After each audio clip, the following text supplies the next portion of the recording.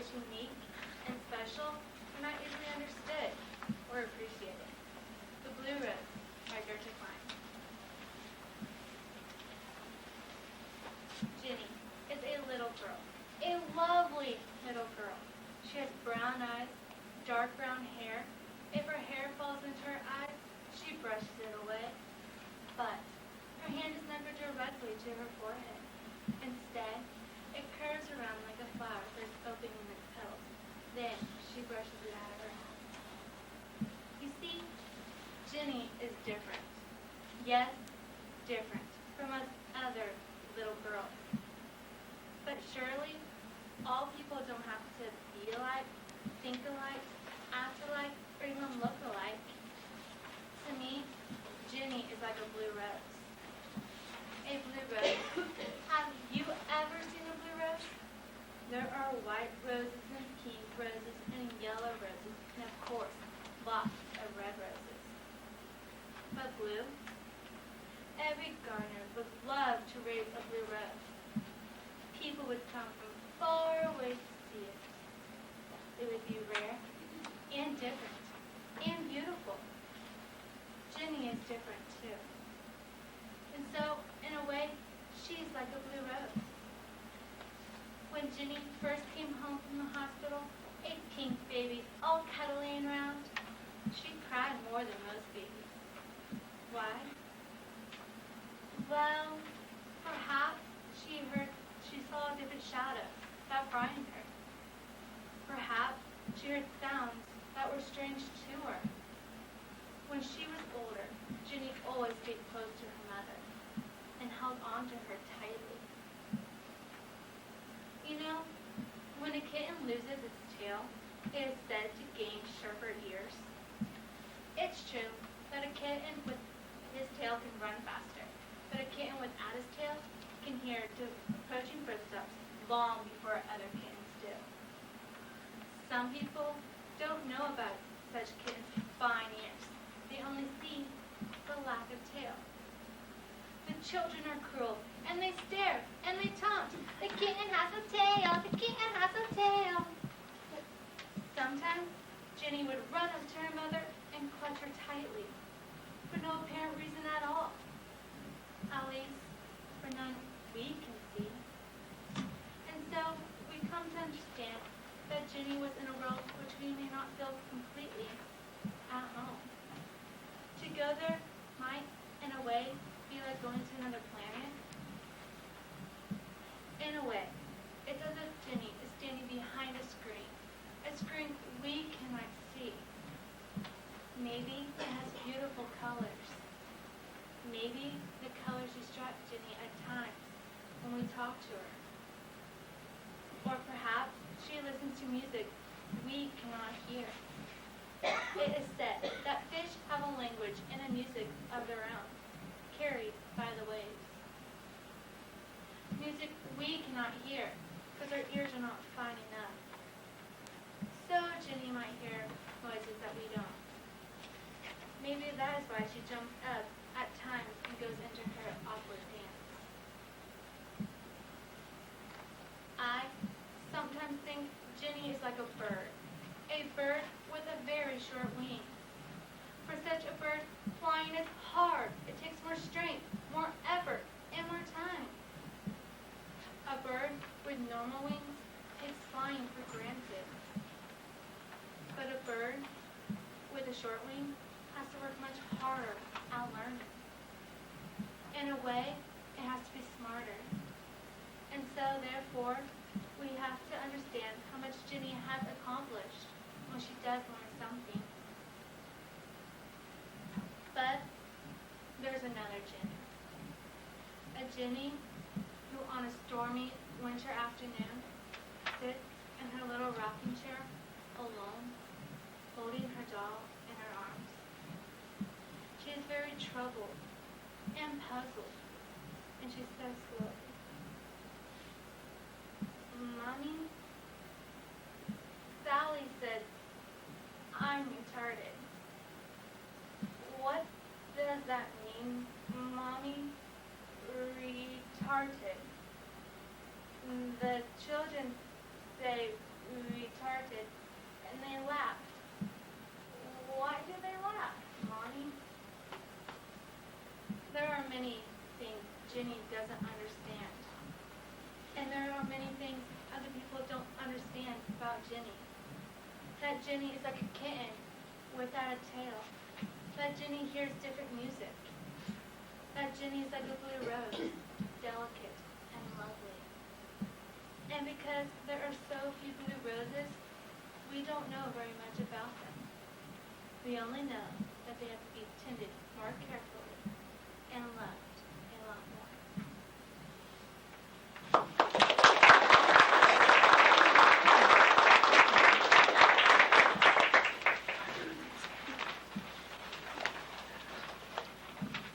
The back row of English class in every high school across America. They never raise their hands, wincing when the teacher calls on them.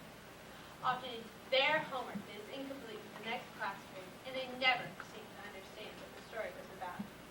Gender or age is not a deciding factor. Rather, this epidemic that is spreading across America is a result of a child not being read to in the earliest years of their lives.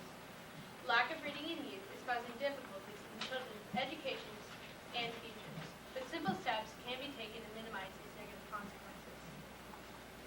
Among these negative consequences, the most serious of not reading to a child is the difficulties it causes in their education. If a child has trouble reading, not only will their grades suffer in English, but to all areas of education. Ramona Durant, president-elect of the California Reading Association and a teacher in Sacramento County, said, "If you can't read, you're not going to be able to do math, and you're not going to be able to do science." Barbara Schubert, past president-elect of the California Reading Association and a professor at St. Mary's College in Northern California, stated, "Children who are infrequently read to enter school at a huge disadvantage. Take out the new teacher clothes." However, the main area of education that will be affected by not reading to a child is English. Close to 70% of 8th graders read below the proficient level, according to the National Assessment for Educational Progress, meaning they cannot easily spot the purpose of a passage and find supporting evidence. So do nearly 2/3 of 12th graders. This is not only a problem for children and young adults, but for all ages of people in modern America. 50 million Americans cannot read or comprehend above an 8th grade level. To put that into perspective, you need 9th grade comprehension to understand the instructions for an antidote on an ordinary can of cockroach poison in your kitchen. A 10th grade comprehension to understand a federal income tax return, and a 12th grade comprehension to read a life insurance form. But even before a child can read, they can be going down the road to trouble, not only from their parents not reading to them, but not talking to them as well. Research by the National Research Council in 1998 demonstrates that the size of a child's vocabulary is a strong predictor of reading. Preschoolers with large vocabularies tend to become proficient readers. Children's vocabularies can be greatly enhanced by talking and reading with their parents. In addition to causing difficulties in children's educations, lack of reading is also causing them to have limitations in their teachers. Even before these children enter the workforce, they are behind. 34% of employers and 70% of professors says students' inability to read and comprehend difficult material is a serious deficiency. 70% of all functionally illiterate adults, meaning the inability to use reading, writing, and computational skills in everyday life, have no job or only a part-time job. Illiterate adults work an average of 19 weeks per year, compared to 44 weeks per year for literates. Workers without a high school diploma earn 4 times less than those with a college degree. But even more serious than not having a job is the statistics of functionally illiterate adults and children with criminal records. 60% of all juvenile offenders have illiteracy problems. 7 out of 10 adult prisoners have low literacy levels, and the current prison population of 2 million represents a huge concentration of illiterate Americans. While this is a problem for American society, simple steps can be taken to prevent this tragedy from happening to any child. Limiting television could be the first step to a bright reading future for a child. Children of all ages watch as much television in one day as they read for fun in an entire week. Keeping the television out of the bedroom and limiting the hours spent in front of the screen are two simple precautionary steps. 34% of children ages 4 to 6 can read, compared to 56% in homes where the TV is on less often. However, studies do show that if the time spent in front of the screen is watching the proper shows, they can actually help children learn to read. Researchers studying high school seniors found that early educational experiences, such as playing word and number games, learning nursery rhymes, and even watching Sesame Street, are all good predictors of later reading ability. Perhaps the simplest step to better reading is reading and talking to a child. The simple task of reading to a child, starting in infancy for 30 minutes each day, will make all the difference when the child enters school at the tender age of 5 years old. 30 minutes daily equals 900 hours by the time the child is 5. Drop that down to 30 minutes weekly, and the time is reduced to 130 hours. Less than 30 minutes weekly, and the child only has 60 hours of reading time by the time they enter kindergarten. Reading to children is so important that the American Academy of Pediatrics recommends that doctors prescribe reading activities, along with other advice given to parents at regular checkups. Many pediatricians believe that a child who has never held a book or read a story is not a fully healthy child. Parents who refuse to complete these steps are literally sending their children down the road to illiteracy.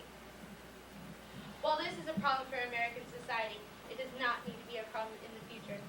If parents just read to their children, it will make all the difference when they start school. Starting school with this advantage will create better grades on their report cards and an even brighter reading future for the child. It will prevent them from being one of the silent students in the back row of English class. Thank you.